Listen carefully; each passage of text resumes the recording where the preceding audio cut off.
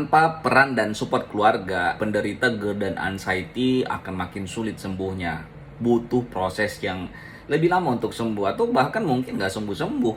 Ini yang saya rasakan dulu. Saya bersyukur banget tuh punya keluarga ya, istri terutama dan orang tua, ibu saya.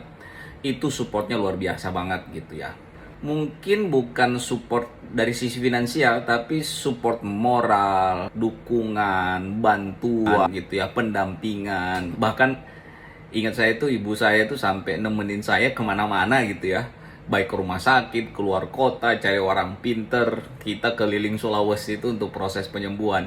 Karena dulu tuh saya nggak paham ini penyakit apa. Pikiran saya itu jangan-jangan saya kena guna-guna gitu ya. Makanya ibu saya itu repot banget ya nemenin saya itu sampai ke pelosok-pelosok untuk berobat gitu. Support istri saya juga luar biasa gitu ya, nemanin saya gitu ya, ngurusin saya kalau lagi terkapar di kamar nggak bisa ngapa-ngapain gitu ya karena anxiety, karena kecemasan yang berlebihan gitu di kamar aja. Ya, saya ngerasain banget. Itu bantu saya tuh untuk bisa bertahan ya, bisa bertahan dan alhamdulillah tuh bisa sembuh seperti sekarang.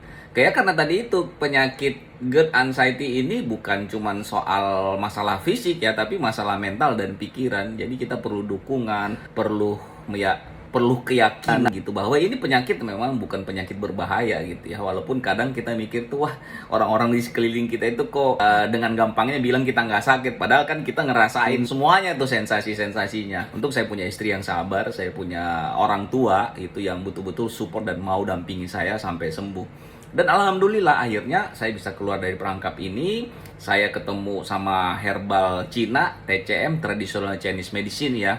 Ketemunya tuh dari rekomendasi temen kuliah saya dulu gitu ya.